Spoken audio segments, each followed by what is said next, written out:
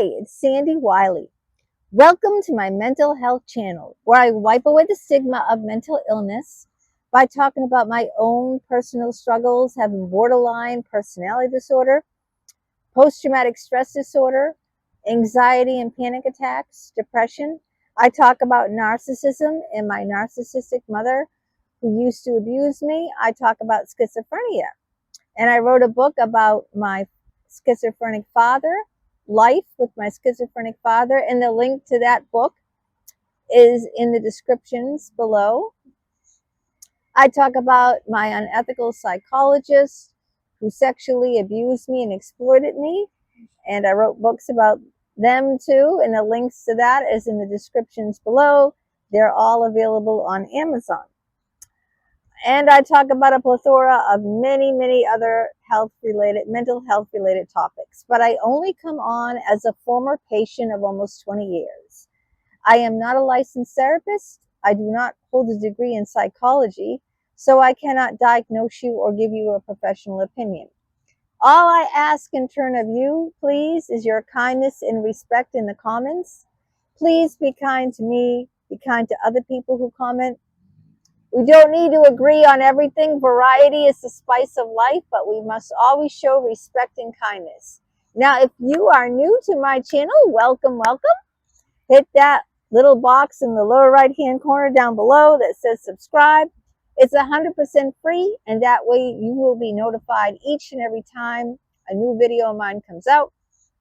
Give it a thumbs up, spread it with share it, spread the love out there to your friends, your family, on your social media. I really appreciate and encourage you to share your struggles with me, your opinions, your thoughts. I love to hear from you, and I will respond to everyone that comments. Today we're going to talk about the imposter syndrome. Do you even know what an imposter syndrome is? Well, I'm going to explain it to you, and I think a lot of you out there can relate to this imposter syndrome. Now, an imposter syndrome basically means that you don't feel that you're good enough. You don't feel like you deserve what you have. Even if you're a successful person, in a successful career, in successful relationships, you feel like you don't deserve it. You have such low self-esteem and low opinion of yourself that you feel like you're not worthy of your achievements. So even though to everyone else on the outside world, you look like you could be the CEO of a company, you could be the president of a company, you could be a doctor, you could be top notch, but no matter your accomplishments, you feel like unworthy of them. You feel like that's, maybe if someone else has it, they deserved it. They worked hard, but maybe it was, you just were lucky. You were at the, but you can't explain being like a top surgeon. You can't explain that. That's just luck, but this is what people who have imposter syndrome feel like. They're fakes, that they're not worthy of what they have. A lot of times this is because they grew up, like I say about everything else on here, from your childhood. Your parents probably made you feel this way. So if you achieved a major accomplishment, let's just say you're a child and you got an A on the test, and you show it to your dad. Wow, look at, like, you studied really hard. I got an A. I got an A on the test. And your dad comes back, or your mother comes back to you and says, oh, that test must have been easy. Like anyone could have got 100 or an A on it, right? It must have been oh, look at these questions. They're easy. They're so easy. A kindergarten could have passed it. A kid in kindergarten could have passed it. See, so you grew up where your parents were downplaying everything that you did was never good enough or acknowledged, you know. If you got an A, oh, the test was easy. Or you should have got an A plus. It's never good enough, you see. Um, so this is probably what you grew up with to make you feel inferior, to think that you don't deserve what you worked hard for and what you have in life.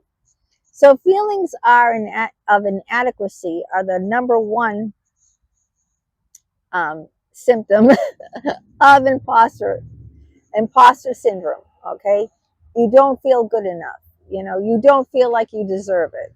Um, if you won the Academy Award for Best Actress or something, you stand up there and you go, "I can't believe this. You know, I really don't deserve this. You know, that actress. You know, that other person who was up for the same award, she was far, far better than me." Some people really believe this, you know, and it's probably been drilled into them as children that no matter what they did for mommy or daddy, it was never good enough, you know. You're always second guessing yourself. Do you feel like that? You know, oh, I could have said this better. I sometimes do that too when I do these videos. Oh, I didn't say that right, or I flubbed up and I'm not sure people will understand me. Maybe I didn't come across in my video. I didn't, you know, explain what I meant well enough. See, always like second guessing, second guessing. You're a perfectionist. You know, you overwork yourself because you feel like whatever you put out there isn't good enough. So, you know, like you have a first draft, a second, like say you're a poet and you write a poem and that's not good enough. So you write it again and reword it, you know, you edit it, and that's still not good enough. So you keep going and going and drive yourself, you know, you burn yourself out because everything you do, you feel like it isn't good enough. Um, you dismiss your accomplishments. That's another humongous sign of imposter syndrome because you feel like it's fake, that, you know, it's not really, um, it's not you, that you, let's just say my video went viral. It never happened. And I say to myself, oh, I don't deserve to go viral. What do I have? I'm just like an average. I'm an old woman. I'm 60 almost. Um, and I don't have no degree, and I don't know anything. I'm stupid. I'm just coming on talking about stuff anyone could say, anyone could do what I do, and I don't deserve this. That would mean imposter syndrome. You feel like, oh, you know, that's another big thing. You dismissing your accomplishments because you feel so inadequate, unworthy of them. Probably you grew up with, no matter what you did, it's, you know, never good enough. If you were on a diet and you said, wow, look at mom, I lost 5 pounds, and your mother looks back at you and says, 5, you need to lose like triple that. You know, like, oh, it kind of like shoots you down. You ever have someone like that shoot you down when you have an accomplishment, no matter what it is? If it's a test, if it's weight loss, if it's, you know, winning on a sports or doing a sport, right? Whatever your mark is, if you went to the Olympics, say, and you made the silver medal, and your parent goes, well, why didn't you make the gold? I guess you're not that good enough because that other girl got gold. See, no matter what accomplishment, right?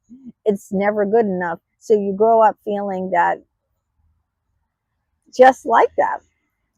And this creates intense fear and anxiety in you because you're afraid of failure so much. You feel like a failure, even though to the outside world, everyone is saying like what a success you are, how great you are, and you just don't buy it. Like they're talking about someone else. They're not talking about me. Like if you were with your friends and a guy is looking over at you and a couple of your girlfriends, and your friend says, "Hey, he's looking at you," and you go, "He ain't looking at me. He's looking at you, not me." No, man.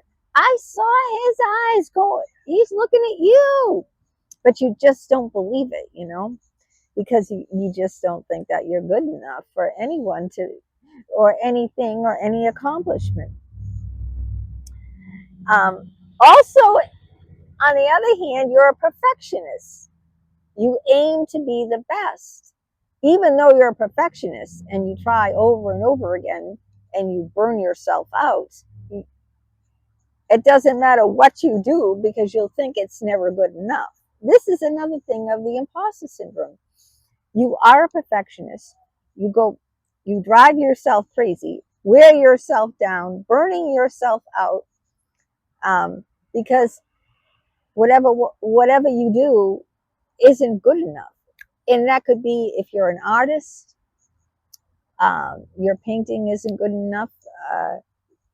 This line or this smudge, or no one is going to buy my paintings. Or if you sing, no one's going to listen to me. No one's going to be interested in my singing. I'm off key. No one's going to want to listen. They're all going to make fun of me. But you try, you practice, or maybe you're doing piano lessons and you practice guitar lessons, you name it. And you're practicing morning, noon, at night. And your teacher who's teaching you guitar lessons, piano lessons, singing, whatever, a sport, tennis, you name it. You're giving it your all. You're sweating and you're putting the work and time in. And people tell you, you're good. You're really, really good. But it will never be good enough in your eyes. You always see, when you look in the mirror, you're always seeing an ugly person, a failure, a person who's inadequate, a person that's not doing well. And no matter how many people are telling you different, no matter how many awards you win, even if you on the Olympics, just to make the Olympics, you have to be like top notch just to get into the Olympics. And if you win a medal,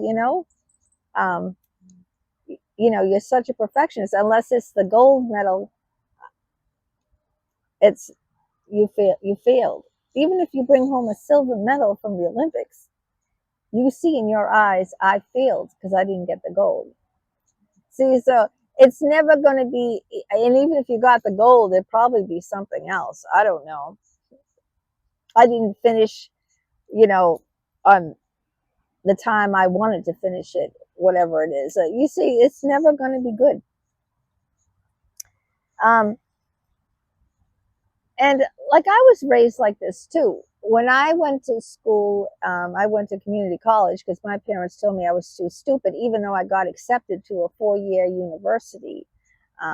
They told me I can't go there. They're not going to pay for it because I'll never last. It was Notre Dame University in New Hampshire, and it was predominantly all women.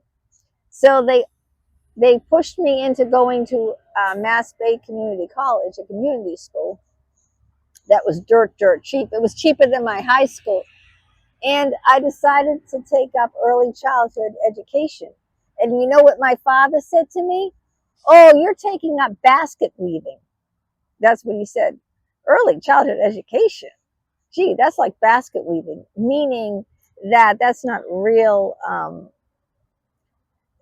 That's a stupid thing that any idiot could take up. Oh, how to teach little kids, Gee, you must be really stupid. Wow.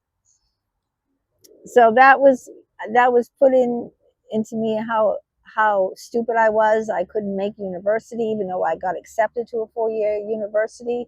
When I tried to drive, my parents said, "Are you crazy? Why are you going to drive? Like, you have a husband, he can drive you." Because you should be independent. You should be able to do things on your own and not need your husband. And they always put me down saying, the police are going to be out there watching for you. You can't drive. You're crazy. So this is what leads to imposter syndrome. parents like this, that whatever the children do, instill that it's never good enough, it never will be good enough, and that they're stupid, they have no talents, they're not pretty enough, they're not thin enough, they didn't get the best grade, or if they did get the best grade, then the test was too easy, the teacher's too lenient. So this is why people get imposter syndrome. They dismiss their accomplishments, they have fear and anxiety, um, they're perfectionists, and they compare themselves to other people all the time. Do you see yourself as a perfectionist? Do you see yourself as always comparing yourself to someone else? um, Looking at, if you're a painter, you look at other artists, you look at other artists' paintings and go, oh God, I wish I could be that good. Or I wish um, I could do the job as good as my coworker. Even if people are praising you and telling you what a great job, you just can't see it. You're always comparing yourself to the other person. And I do that all the time. I do that with my YouTube channel, okay? I look at other people and I say, how come that person has 100,000, 200,000 subscribers? I can't even get 5,000 subscribers. And I've been on YouTube for it's going to be 5 years. This February will be 5 years I've been a YouTuber. Since February 2000. So February 2025 to February 2020. Sorry. Since February 2020, I started my YouTube channel. It started as a karaoke channel. And now this February 2025 will mark 5 years as a YouTuber. And I'm going, all I have is a little over 4,100 subscribers, 4,100. And I look at other people, other women my age that aren't doctors, they're middle-aged women, and they got you know, much, much more. One woman has 12,000 subscribers. It's better than 4,000, right? And I'm going, what is she, why am I so bad? Why isn't my channel making me any money? Why does other people, I put a video out every single day. I give it my all.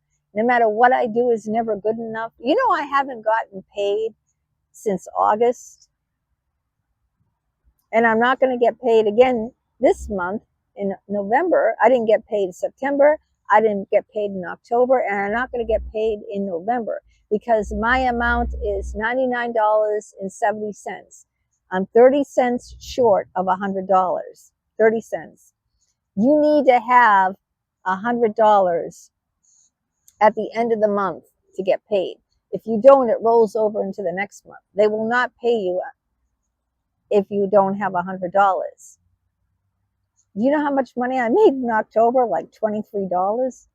$23 for the whole month. $23.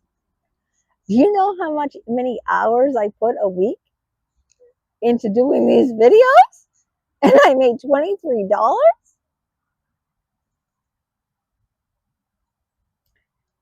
I don't know how much longer I'm going to be doing these videos, to be honest, because I give my all and I get absolutely nothing in return. Absolutely nothing. Like I told you, October, I made $23. I do a video every single day. Most of my videos are 20 minutes. I edit my videos. I thumbnail my videos. I have to upload them onto Dropbox, download them onto YouTube. Then I market my videos. I put them on all the social media platforms. And, this takes a lot of time. It really does. And to make $23 a whole month, and I'm working 7 days a week.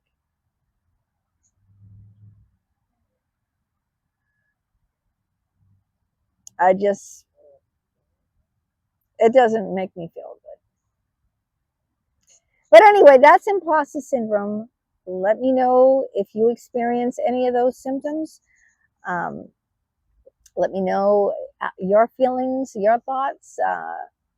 I like to hear from new people. I get the same subscribers that comment all the time. I don't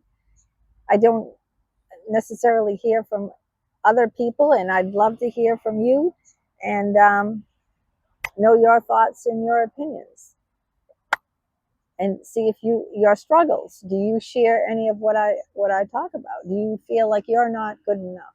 That you always have to prove yourself? Let me know. And until next time, have a great day.